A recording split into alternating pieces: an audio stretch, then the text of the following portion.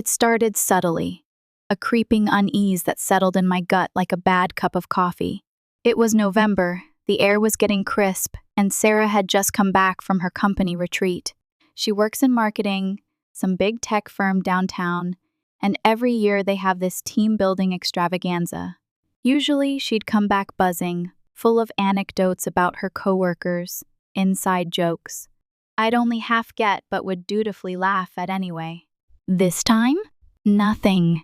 She walked through the door, gave me a cursory hug, and the scent of hotel soap and stale airplane air clung to her like a shroud. I asked her how it went, and she just shrugged, mumbled something about the usual, and went straight to the bedroom. I figured she was tired. Long flights, forced fun with people you see every day anyway. It takes its toll. I made her dinner, her favorite pasta carbonara, and set the table with the good china, thinking maybe a little bit of normalcy would help. She picked at it, pushing the food around her plate. I tried to start a conversation, asking about the activities they did, the people she hung out with.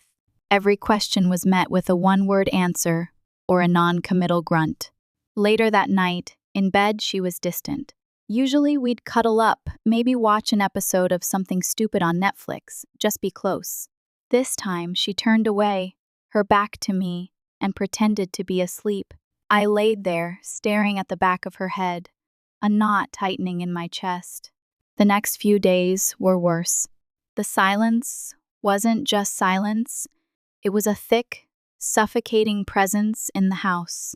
She was short-tempered, snapping at me over things that wouldn't normally register. I left the cap off the toothpaste. World War III.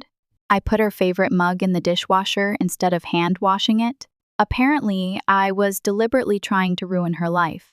We used to be good at talking. Open. Honest. Now, it felt like I was trying to scale a wall made of ice. I asked her what was wrong, if something had happened on the trip, if she was stressed about work. Every time she'd deflect, deny, or just get angry. I'm fine, Mark. Just leave me alone. I started to wonder if I was imagining it. Maybe I was just being paranoid.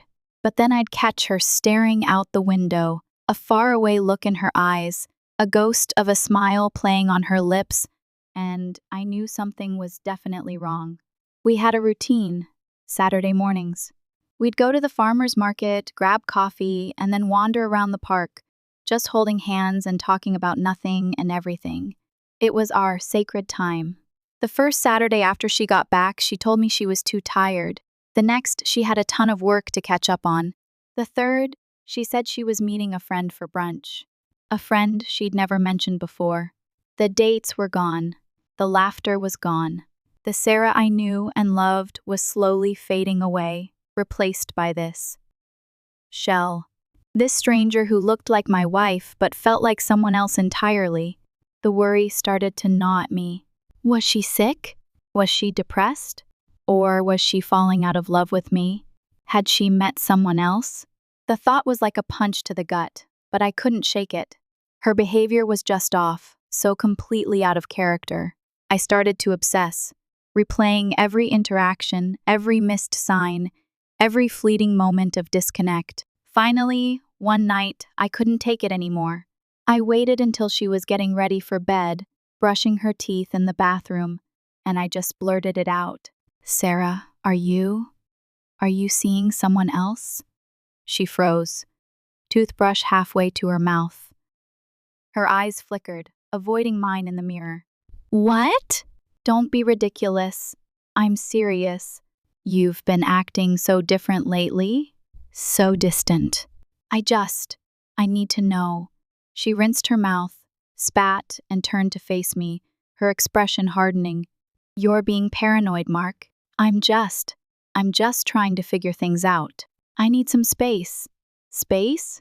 We're married, Sarah. We're supposed to figure things out together. Well, maybe I don't want to figure things out with you, she snapped, the words hitting me like a slap. Maybe I need to figure things out on my own. And with that, she turned and walked out of the bathroom, leaving me standing there, stunned and reeling, the taste of toothpaste suddenly bitter in my mouth. I tried to give her space. I tried to be understanding. I tried to be the supportive husband I always thought I was. But the more space I gave her, the further she drifted. I felt like I was losing her, piece by piece, and I didn't know how to stop it. The late night started subtly, just an hour or two past her usual time. Working late, she'd text, with no elaboration. I'd reheat dinner and eat alone, staring at the empty chair across from me, the silence amplifying the gnawing feeling in my stomach. Then it became more frequent, 3-4 nights a week. She'd come home after midnight, the faint scent of perfume clinging to her clothes, her eyes bright and glassy. I'd be asleep, or pretending to be, and she'd slip into bed beside me, her presence a cold comfort. I tried to talk to her about it, to express my concerns. Sarah, you're working way too hard. You need to take care of yourself. It's just a busy time at work, Mark. Stop worrying. Her voice was dismissive, her eyes focused on her phone. The excuses piled up, client dinners, project deadlines, team meetings. They sounded plausible, but the way she delivered them felt rehearsed, like she was reading from a script. She stopped sharing details about her day. Used to. She'd come home and tell me about the office drama, the funny things her coworkers said, the challenges she was facing. Now, it was just silence. She'd come in, make herself a drink, and disappear into her phone, shutting me out. I felt like I was living with a ghost, someone who looked like my wife but had no connection to me, no interest in sharing her life with me. The house, once a haven of warmth and laughter, became a cold, echoing space filled with unspoken accusations and growing resentment. The doubts began to fester. Was she really working that late? Or was she with someone else? The thought was like a poison, slowly seeping into my mind, corrupting my trust and turning my love into suspicion. I started checking her phone when she was in the shower. I know it was wrong, but I was desperate. I needed to know. I needed to find something, anything, that would explain what was happening. I found nothing. Her texts were bland, work-related. Her call history was clean. It was like she was deliberately scrubbing her digital footprint, which of course made me even more suspicious. I suggested marriage counseling. I thought maybe a neutral third party could help us communicate, could help her open up about whatever was going on. She refused. I don't need counseling, Mark. I need to work on myself. I need to figure out what I want. What does that even mean? I asked, exasperated. We're married, Sarah. We're a team. What you want should involve me. Maybe I don't want to be a team right now, she said, her voice cold and hard. Maybe I need to figure out what I want, independent of you. She said she wanted to see a therapist, individually. Fine, whatever. As long as it helped, I thought, as long as it brought her back to me. She found someone quickly, a woman named Dr. Lewis, who, according to Sarah, was amazing. 3 times a week, 2-hour sessions. It seemed excessive, but I didn't question it. I just wanted her to be happy. I wanted her to be the Sarah I knew and loved again. After each session, she seemed lighter, more relaxed, almost like a weight had been lifted. I dared to hope that things were finally turning around, that this was the beginning of a new chapter. But instead, things just got stranger. She started making more plans that didn't include me. Dinners with the girls, concerts with coworkers, weekend getaways with friends from college. She'd give me a vague explanation, a quick peck on the cheek, and then she'd be out the door, leaving me alone in the empty house. I didn't mind her having a life outside of our marriage. I encouraged it. But the constant absences, the lack of communication, the way she seemed to deliberately exclude me, it felt like I was being erased from her life. And then the rumors started. It started subtly, like the chill that had presaged Sarah's change. A casual comment from a friend, a knowing look from a neighbor. But it was enough to set off alarm bells in my head. Hey, Mark, my friend Tom said, when we ran into each other at the grocery store, Saw Sarah at O'Malley's last night. Looked like she was having a good time. O'Malley's was a dive bar downtown, not exactly Sarah's usual haunt. Oh yeah? Who was she with? I asked, trying to sound casual. Tom shrugged. Just some guys. Didn't recognize them. She seemed pretty. Lively. Lively? Yeah, you know. Dancing. Laughing. Seemed like she was enjoying herself. I brushed it off, chalking it up to Tom's tendency to exaggerate. But the seed of doubt had been planted. Then, a few days later, my neighbor, Miss S. Henderson, stopped me while I was mowing the lawn. Mark, dear, she said, her voice laced with concern. I hope everything's all right with Sarah. I saw her at the Blue Moon on Friday night. She was. Well, she was dancing with a young man. The Blue Moon was another bar, even seedier than O'Malley's. Dancing? I repeated, my voice tight. Yes, dear. And she seemed quite intoxicated. I just wanted to make sure you knew. I thanked her, my face burning with shame and anger. I felt like I'd been punched in the gut. My wife, dancing with strangers, drunk, in bars one wouldn't be caught dead in. I confronted Sarah that night. I told her what Tom and Miss S. Henderson had told me. I asked her what the hell was going on. She rolled her eyes. Oh, please, Mark. You're going to believe gossip from a couple of busybodies? I went out with some friends. We had a few drinks. So what? I'm allowed to have fun, aren't I? Dancing with strangers in dive bars is your idea of fun? I asked, my voice rising. I didn't do anything wrong, Mark. I was just having a good time. What's the big deal? The big deal is that you're my wife. And you're out there acting like you're single?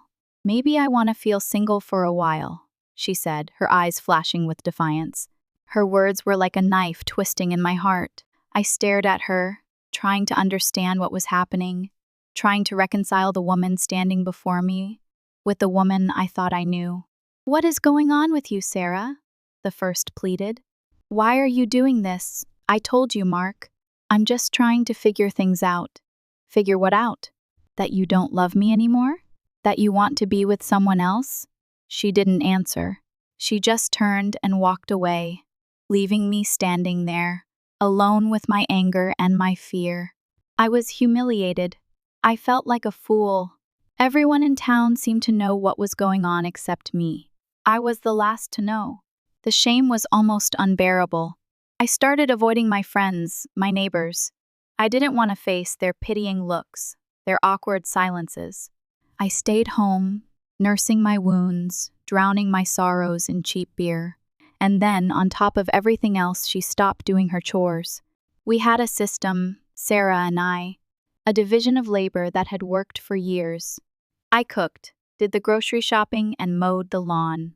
She did the dishes and the laundry. It was fair, it was efficient, and it kept the house running smoothly. But suddenly, she stopped.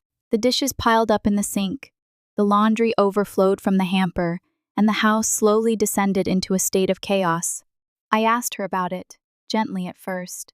Hey, Sarah, can you maybe do a load of laundry? We're running out of clean clothes.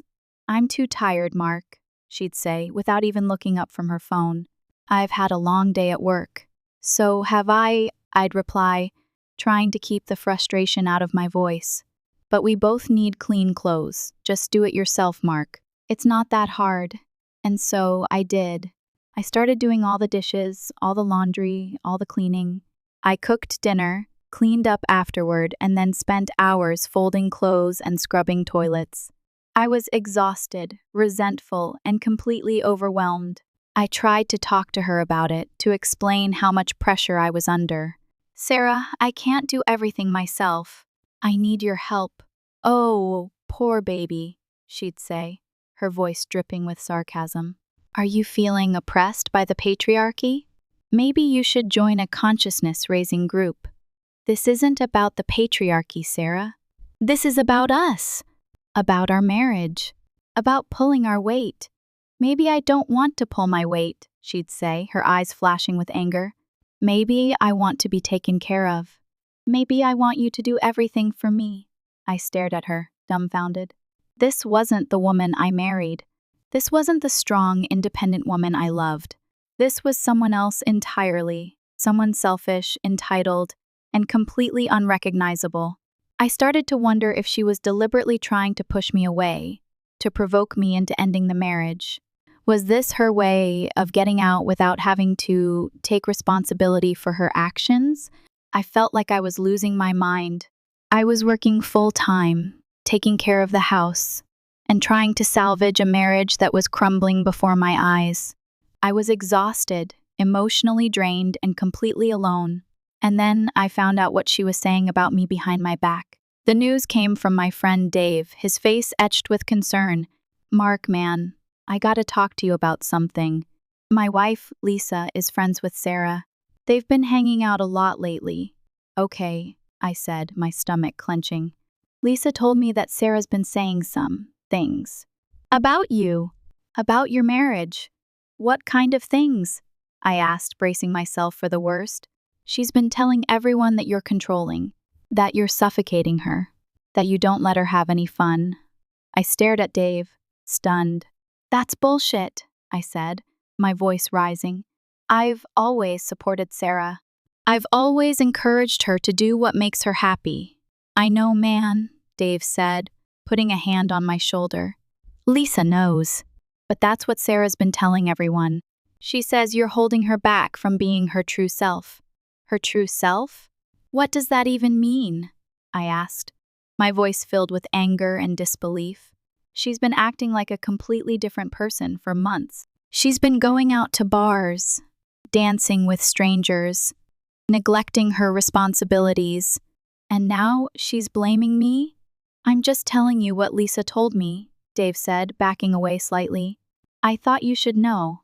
I thanked him, my mind reeling. I couldn't believe it. Sarah was painting me as the bad guy, the oppressor, the reason she was unhappy.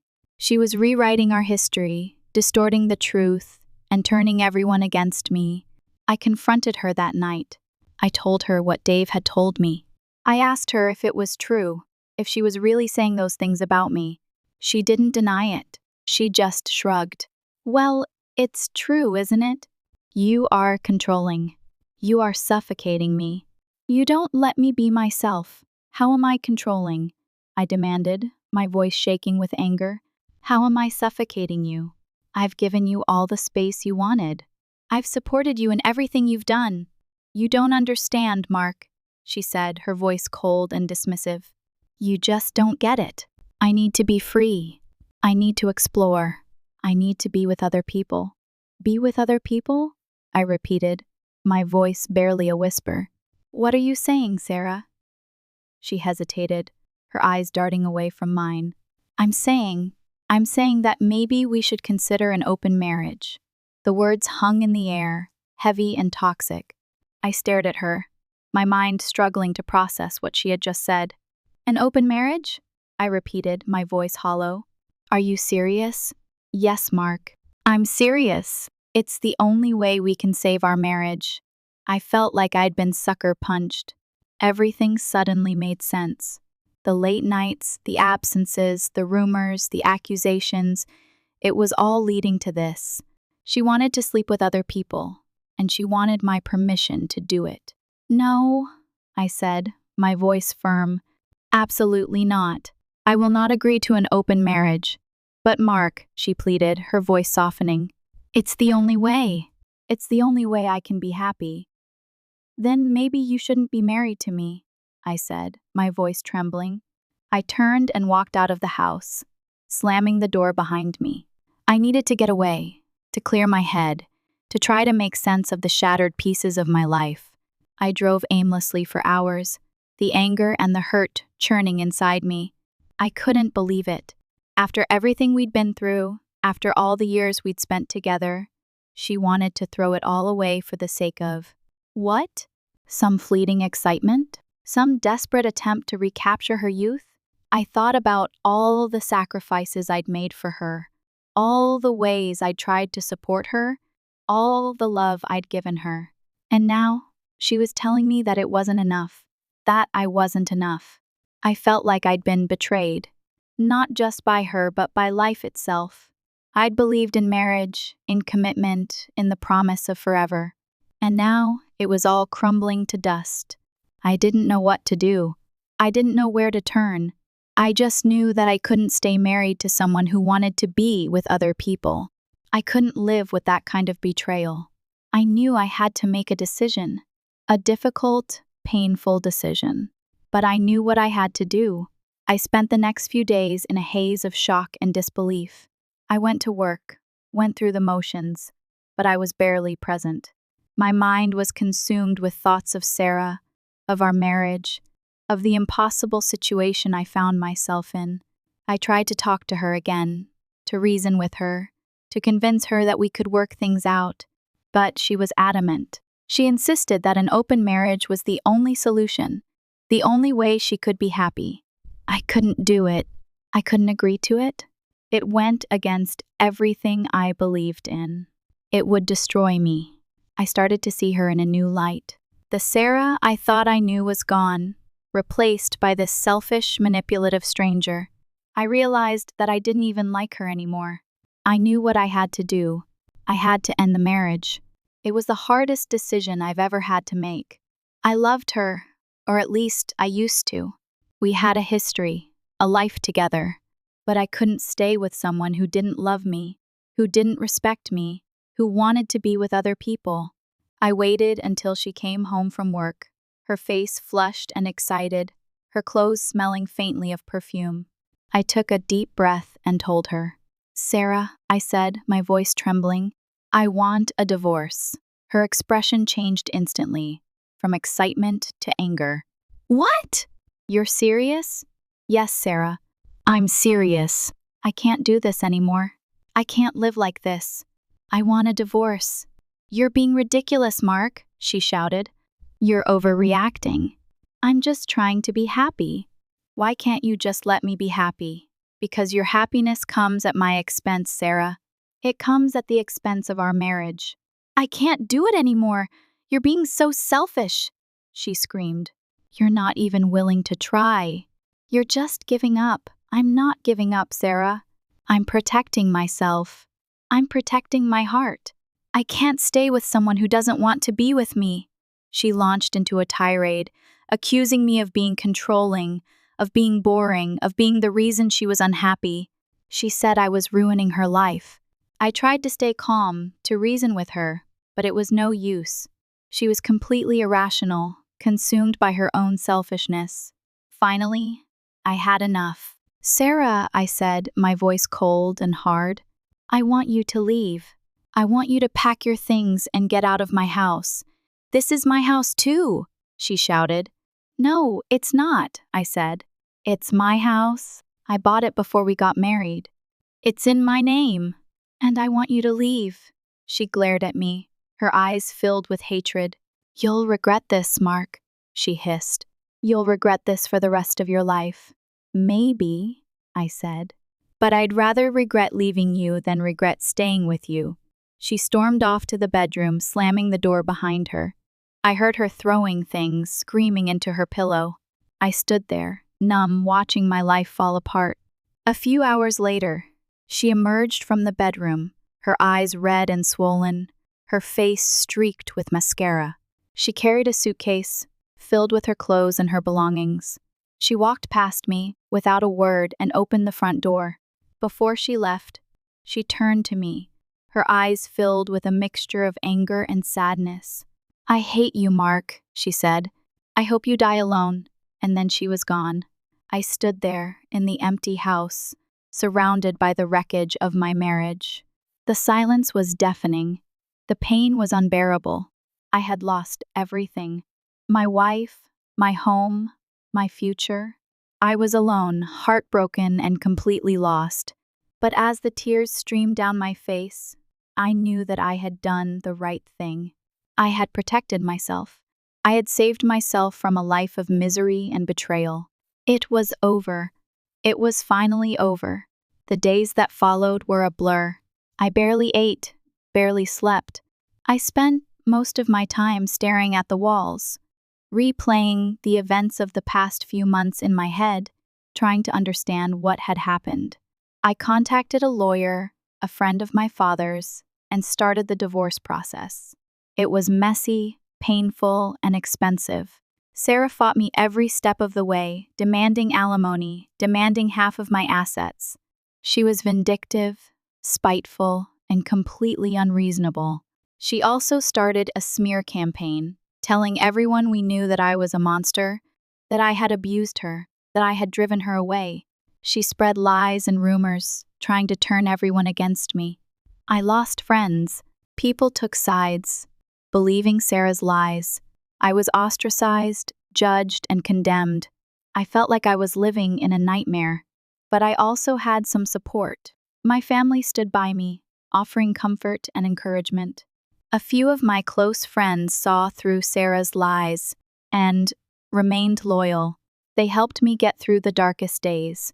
I started seeing a therapist, someone who could help me process my emotions and rebuild my life. It was a long, slow process, but it helped. I started to heal, to forgive myself, and to move on. I also discovered that Sarah had been having an affair. It turned out that the friends she'd been going out with were actually men she'd met online. She'd been cheating on me for months, right under my nose. I was angry, hurt, and disgusted, but I was also relieved. It confirmed what I had suspected all along. It validated my decision to end the marriage. The divorce was finalized a few months later. I lost a lot of money, but I gained my freedom. I was finally free of Sarah, free of her lies, free of her betrayal. I started to rebuild my life. I moved to a new apartment, got a new job, and started pursuing my hobbies again. I reconnected with old friends and made new ones. I started to feel like myself again. It wasn't easy. There were days when I missed Sarah, when I longed for the life we had once shared, but I knew that it was over, that there was no going back. I learned a lot from the experience. I learned that people can change, that love can fade, that promises can be broken. I learned that it's important to trust your instincts, to stand up for yourself, and to protect your heart. I also learned that life goes on, that even after the worst experiences, it's possible to heal, to forgive, and to find happiness again. It's been a year since the divorce. I'm still single, but I'm happy. I'm surrounded by good friends, I have a fulfilling career, and I'm finally at peace with myself. I don't know what the future holds, but I'm optimistic. I believe that there is someone out there for me, someone who will love me for who I am, someone who will respect me and cherish me. And I know that I'm strong enough to handle whatever life throws my way. The relief of the divorce being finalized was immense, but a strange unease lingered. I couldn't shake the feeling that there was something I was missing, some piece of the puzzle that would explain Sarah's bizarre behavior. One night, unable to sleep, I found myself scrolling through Sarah's old social media posts. It was a masochistic exercise, dredging up memories of happier times. But I couldn't stop myself. That's when I saw it. A comment on one of her photos, a seemingly innocuous message from someone named Brenda. "Looking fabulous, honey. You deserve all the happiness in the world, Brenda." The name rang a bell. Sarah had mentioned a friend from high school, someone she'd reconnected with at their reunion a year or so ago, someone who was apparently a life coach or something like that. I clicked on Brenda's profile. It was a carefully curated collection of inspirational quotes, filtered selfies, and vague pronouncements about self-love and empowerment. It reeked of BS, but something about her face, her eyes, it made my skin crawl. I couldn't explain it, but I had a feeling that Brenda was somehow involved in Sarah's transformation. I started digging deeper. I found old photos of Sarah and Brenda together, dating back to high school. They seemed close, inseparable. I wondered what had happened to their friendship, why they had lost touch. I also found some more recent posts from Sarah, thanking Brenda for her guidance and her support. The comments were filled with coded language about breaking free from limitations and embracing one's true potential. It sounded like Brenda had been filling Sarah's head with a lot of new age nonsense. That's when I decided to reach out to a mutual friend. Someone I knew had gone to the same college as Brenda. His name was Kevin. I hadn't talked to him in years, but I figured it was worth a shot. "Hey, Kevin," I said when he answered the phone. "It's Mark. Remember me?" "Mark. Wow, it's been a long time. What's up?" "Listen, I was wondering if you knew someone. A woman named Brenda. She went to your college." "Brenda?" "Yeah, I know her." "Vaguely. Why?" "I just wanted to get your impression of her," I said, trying to sound casual. "I heard she's a life coach or something." Kevin hesitated. "Well, I wouldn't exactly call her a life coach. More like a life wrecker. My heart skipped a beat." "What do you mean?" "Brenda has a reputation, Mark. She's known for sleeping with married men. She's been involved in a lot of messy situations." I felt a chill run down my spine. "Are you serious?" "Yeah, man. It's kind of an open secret. She preys on vulnerable women, fills their heads with all this crap about self-love and empowerment, and then convinces them to leave their husbands." "That's insane," I said, my voice barely a whisper. "I'm just telling you what I know, Mark. Be careful around her." I thanked Kevin and hung up the phone, my mind reeling. It all clicked into place. Brenda wasn't just a friend. She was a Svengali, a manipulator, a homewrecker. She had poisoned Sarah's mind, turned her against me, and destroyed our marriage. I felt a surge of anger, stronger than anything I had felt before. I wanted to confront Brenda, to scream at her, to make her pay for what she had done, but I knew that wouldn't solve anything. The damage was done, the marriage was over, and Brenda was just a symptom of a deeper problem. The real problem was Sarah. She had allowed herself to be manipulated. She had chosen to believe Brenda's lies. She had betrayed me, not just with other men, but with her own weakness and insecurity. I realized that I couldn't blame Brenda for everything. Sarah was responsible for her own actions. She had made her choices and she had to live with the consequences. But I couldn't forgive her. Not after everything she had done. Not after all the pain she had caused. I decided to confront Sarah one last time. I needed to tell her what I knew, to let her know the extent of her betrayal. I called her and asked her to meet me. She hesitated, but eventually agreed. We met at a neutral location, a coffee shop in the middle of town. She looked different, sadder, older, more worn down. The spark that had once drawn me to her was gone, replaced by a dull emptiness. "What do you want, Mark?" she asked, her voice flat. "I know about Brenda," I said, my voice cold. "I know what she did to you. What she did to us." Her eyes widened. "What are you talking about?" "I know she manipulated you, Sarah. I know she filled your head with lies. I know she convinced you to leave me." She started to cry. "It's not true, Mark," she sobbed. "Brenda was just trying to help me." "Help you?" "She destroyed our marriage, Sarah. She turned you against me. She ruined our lives. I didn't know," she wailed. "I didn't know she was doing it on purpose. How could you not know?" I asked, my voice filled with anger and disbelief. "She was so obvious. She was so transparent. How could you be so blind?" "I trusted her, Mark," she said, her voice barely audible. "She was my friend. I thought she was looking out for me." "You were wrong, Sarah," I said, my voice hard. "You were so wrong. And now, it's too late." I stood up to leave. "I'm done with you, Sarah," I said. "I never want to see you again. Please, Mark," she begged. "Don't leave me. I need you." "No, you don't," I said. "You need to figure out who you are, without Brenda, without me. You need to learn to trust yourself, and not rely on other people to tell you what to do." I turned and walked away, leaving her sitting there, alone and heartbroken. I didn't look back. I knew that it was the right thing to do. I couldn't save her. I couldn't fix her. She had to save herself. And maybe, someday she would. But it wouldn't be with me. The revelation about Brenda's manipulative influence ignited a new sense of purpose within me. While I couldn't undo the damage to my marriage, I could potentially prevent her from harming others. I decided to do some more digging, see what else I could find on this self-proclaimed guru. I started spending hours online, researching Brenda's online presence, her followers, her past relationships. What I discovered was disturbing. Her life coaching business was built on a foundation of superficiality and false promises. She attracted vulnerable women, promising them happiness, empowerment, and self-discovery. But her advice was often vague and contradictory, designed to keep them dependent on her guidance. I found several testimonials from former clients who claimed that Brenda had encouraged them to make drastic life changes, like quitting their jobs, moving to new cities, and ending their relationships.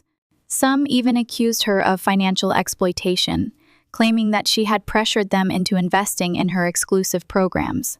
I also discovered that Brenda had a history of failed relationships, both romantic and platonic. She seemed to thrive on drama and conflict, often pitting people against each other. She had a knack for identifying insecurities and exploiting them for her own amusement. The more I learned, the more convinced I became that Brenda was a toxic influence, a dangerous manipulator who was preying on vulnerable women. I felt a responsibility to expose her, to warn others about her true nature. I considered several options. I could write an anonymous blog post, sharing my story and warning others about Brenda's tactics. I could contact the media, hoping to get a news story published. Or I could confront Brenda directly and demand that she stop her manipulative behavior. I decided to start with a more subtle approach. I created a fake social media account and started following Brenda's page. I engaged with her content, asking questions and challenging her advice. I tried to subtly steer the conversation towards topics like accountability, responsibility, and the importance of healthy boundaries. Brenda initially welcomed my engagement, seeing me as another potential client. But as my questions became more pointed, she started to get defensive. She accused me of being negative, of not understanding her message, of trying to sabotage her business. Eventually, she blocked me. That's when I knew I was on the right track. I decided to escalate my efforts. I started contacting some of Brenda's former clients, the ones who had left testimonials on her website. I shared my story with them and asked them if they were willing to speak out about their experiences. To my surprise, several of them agreed. The first woman I contacted was named Emily. She had been a client of Brenda's for over a year and had invested thousands of dollars in her exclusive coaching program. She had left a glowing testimonial on Brenda's website, praising her for helping her find her true self. But when I contacted her, she was hesitant to talk. She was ashamed of having been duped, and she was afraid of Brenda's retaliation. I spent hours talking to her, building trust, and reassuring her that she wasn't alone. I shared my own story, explaining how Brenda had manipulated Sarah and destroyed my marriage. I told her that I believed Brenda was a dangerous person, and that it was important to warn others about her. Finally, Emily agreed to speak out. She told me that Brenda had encouraged her to quit her job, move to a new city, and cut off contact with her family. She had promised her that these changes would lead to happiness and fulfillment, but instead, they had left her isolated, broke, and miserable. She said that Brenda had preyed on her insecurities, telling her that she wasn't good enough, that she wasn't living up to her potential, that she needed her guidance to find her true self. She had manipulated her into believing that her friends and family were holding her back, that they were jealous of her success. Emily had invested all her savings in Brenda's program, hoping to find happiness and fulfillment. But instead, she had ended up with nothing. She was now living in her parents' basement, struggling to find a job, and grappling with depression and anxiety. Her story was heartbreaking, but it was also empowering. She had taken the first step towards healing by speaking out about her experience. The next woman I contacted was named Jessica. She had been a client of Brenda's for 6 months and had also left a positive testimonial on her website. She had praised Brenda for helping her find her voice and become more assertive. But when I contacted her, she was furious. She had recently discovered that Brenda had been having an affair with her husband. Jessica told me that Brenda had befriended her and her husband, presenting herself as a supportive and trustworthy confidant. She had spent hours listening to their problems, offering advice and building a bond of trust. But all the while, she had been secretly seducing her husband. She had used her manipulative tactics to undermine their marriage, telling him that Jessica was controlling, that she wasn't meeting his needs, that he deserved someone who truly understood him. Jessica had discovered the affair when she found text messages between Brenda and her husband, filled with explicit content and declarations of love. She had confronted them both, and her husband had admitted to the affair. She had kicked him out of the house and filed for divorce. She was devastated, heartbroken, and filled with rage. She was grateful that I had contacted her. She wanted to expose Brenda, to warn other women about her predatory behavior. She was willing to do whatever it took to stop her from hurting anyone else. I contacted several more women, and their stories were all similar. Brenda had used her manipulative tactics to exploit their vulnerabilities, undermine their relationships, and enrich herself. She was a wolf in sheep's clothing, a predator disguised as a friend. I knew that I had to do something. I couldn't let her continue to hurt people. I had to find a way to expose her and bring her to justice. With the stories of Emily, Jessica, and others, I felt a growing sense of responsibility. This wasn't just about Sarah anymore. It was about protecting countless other vulnerable women from Brenda's poisonous influence. I started thinking bigger. A blog post wouldn't cut it. A news story might help, but it needed to be more impactful, more lasting. I decided to create a website. It would be a place where women could share their experiences with Brenda, where they could warn others about her tactics, and where they could find support and resources to heal from the damage she had caused. I called the website Brenda Exposed. I spent weeks working on the website, gathering information, writing articles, and creating a forum where women could share their stories anonymously. I posted the stories of Emily, Jessica, and the other women who had agreed to speak out. I included screenshots of Brenda's social media posts, highlighting her manipulative language and her contradictory advice. I also included links to resources for victims of emotional abuse and manipulation. I launched the website quietly, without any fanfare. I just wanted to create a safe space for women to share their stories and connect with each other. But word spread quickly. Within days, the website was flooded with traffic. Women from all over the world were visiting the site, reading the stories, and sharing their own experiences. The forum became a hive of activity, with women offering each other support, advice, and encouragement. They shared their own experiences with Brenda, confirming that she had used the same manipulative tactics on them. They also shared stories of other gurus and life coaches who were using similar methods to exploit vulnerable women. The website became a powerful force for good, a place where women could find validation, healing, and empowerment. But it also attracted the attention of Brenda herself. She contacted me through a burner email, threatening legal action if I didn't take down the website. She accused me of defamation, of harassment, of trying to destroy her business. I ignored her threats. I knew that I was on solid legal ground. I had only published truthful information, and I had given the women a platform to share their own experiences. But Brenda didn't give up. She started harassing the women who had spoken out, sending them threatening emails and text messages. She tried to intimidate them into recanting their stories, offering them money and other incentives. Some of the women were scared and withdrew their stories from the website, but others stood firm, refusing to be silenced. The situation was escalating quickly. I knew that I had to be careful. Brenda was a dangerous person, and she was willing to do whatever it took to protect her reputation and her business. I contacted a lawyer, a specialist in defamation and internet law. He reviewed the website and assured me that I was on solid ground. He also advised me to document everything, to keep records of all the communication I had with Brenda and her associates. He warned me that Brenda might try to hack the website, to spread false information, or to dox me and the other women who had spoken out. He advised me to take steps to protect myself and the website, including using strong passwords, enabling two-factor authentication, and using a VPN to mask my IP address. I knew that I was in for a fight, but I was determined to see it through. I had a responsibility to protect the women who had been hurt by Brenda, and to prevent her from hurting anyone else. The storm was gathering, and I was ready to face it. The website, Brenda Exposed, was gaining traction. It had become a haven for women who felt betrayed and manipulated, and a growing thorn in Brenda's side. The lawyer was right. I was on solid legal ground, but the constant threat of lawsuits and the personal attacks were wearing me down.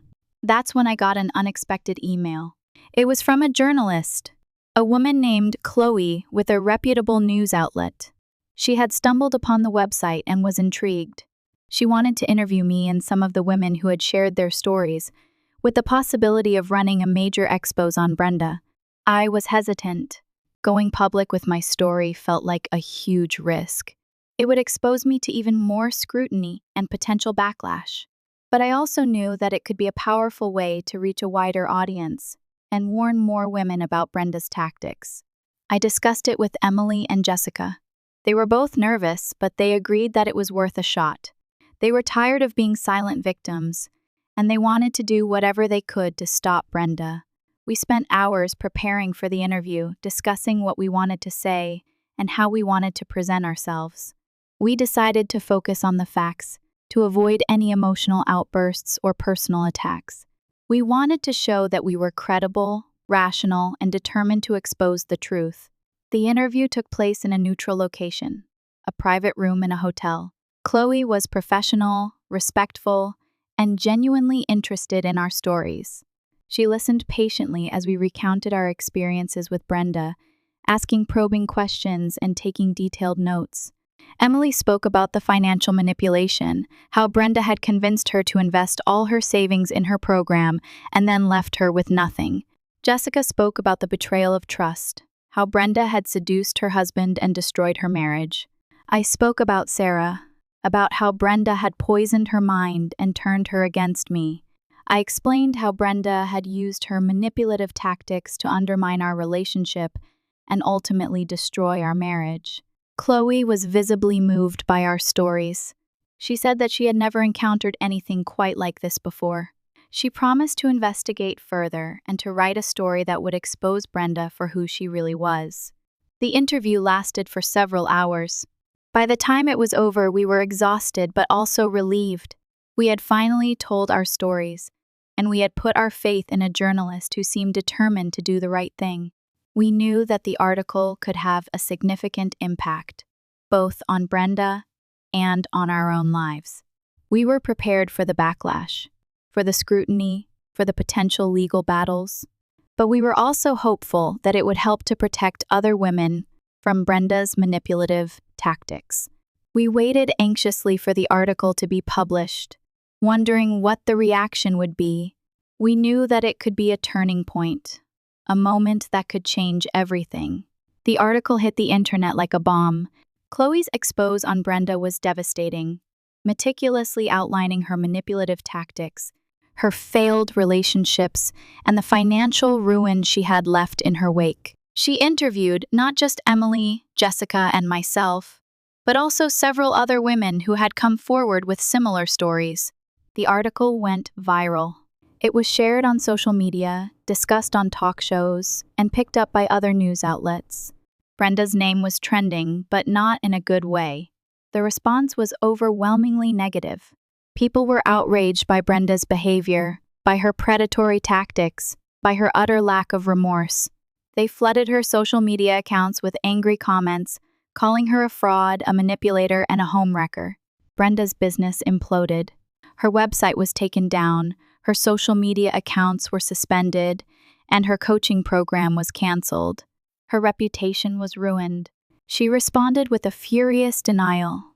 claiming that the article was a pack of lies, that the women were all scorned lovers, and that I was a vengeful ex-husband. She threatened to sue the news outlet, Chloe, and all the women who had spoken out against her. But her threats rang hollow. Nobody believed her. The evidence was too overwhelming, the stories too consistent. She was exposed, and there was no way back. The fallout was intense. Emily and Jessica received an outpouring of support, but also a wave of harassment. Some people accused them of being attention seekers, of trying to ruin Brenda's life, of being jealous of her success. But they stood their ground, refusing to be silenced. They continued to share their stories, to advocate for victims of emotional abuse, and to warn other women about the dangers of manipulative gurus. I also received a mixed reaction. Some people praised me for speaking out, for exposing Brenda's tactics, and for protecting other women. But others accused me of being obsessed with my ex-wife, of trying to destroy her life, of being a bitter and resentful man. I tried to ignore the negativity, to focus on the positive impact of the article. I knew that I had done the right thing, that I had helped to protect other women from Brenda's harmful influence. But the constant scrutiny, the personal attacks, and the threats of legal action were wearing me down. I was exhausted, emotionally drained, and constantly on edge. And then, one day I received a phone call from Sarah. I almost didn't answer. Seeing Sarah's name pop up on my phone screen sent a jolt of anxiety through me. It had been months since we had last spoken, and I wasn't sure I was ready to face her again. But something compelled me to pick up the phone. A sense of curiosity, perhaps, or a faint flicker of hope. "Hello?" I said, my voice barely a whisper. "Mark?" she said, her voice trembling. "It's Sarah, I know," I said. There was a long silence. I wanted to apologize," she said finally. "For everything. For what I did to you, to our marriage." I didn't say anything. "I read the article," she continued, "about Brenda, about what she did to Emily and Jessica. And I realized that she did the same thing to me. She manipulated me, she controlled me, she turned me against you." Her voice was choked with tears. "I was so blind, Mark," she said. "I was so vulnerable. I wanted to believe that I could be happy, that I could find my true self. And Brenda preyed on that. She filled my head with lies.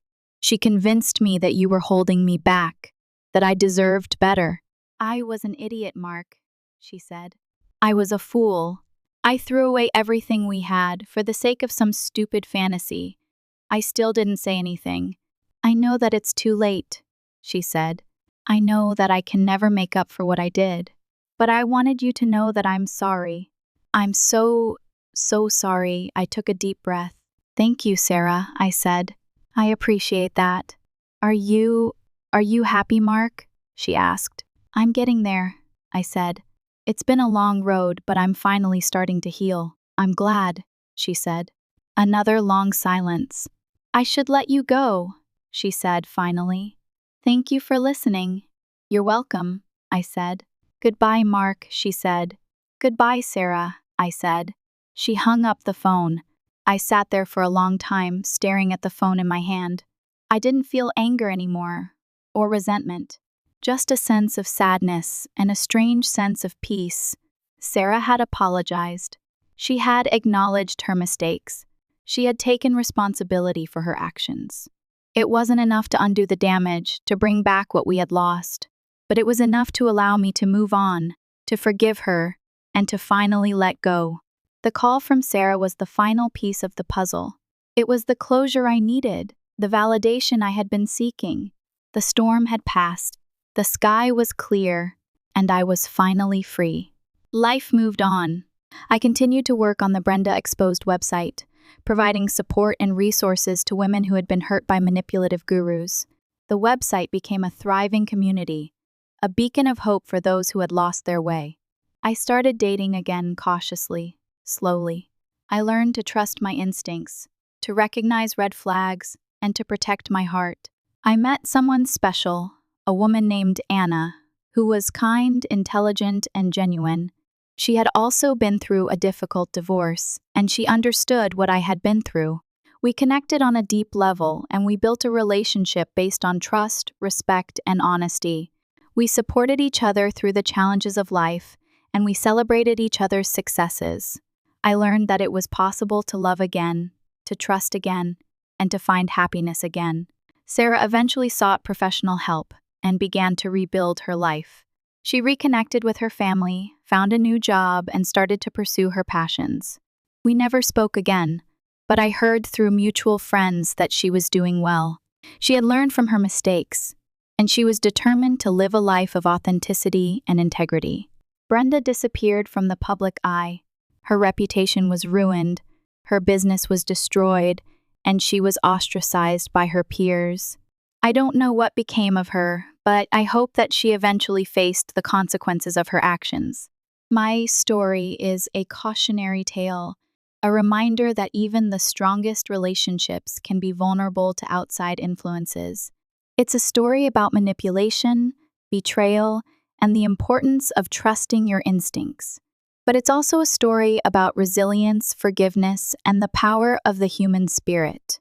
It's a story about finding hope in the darkness, and about building a new life after loss.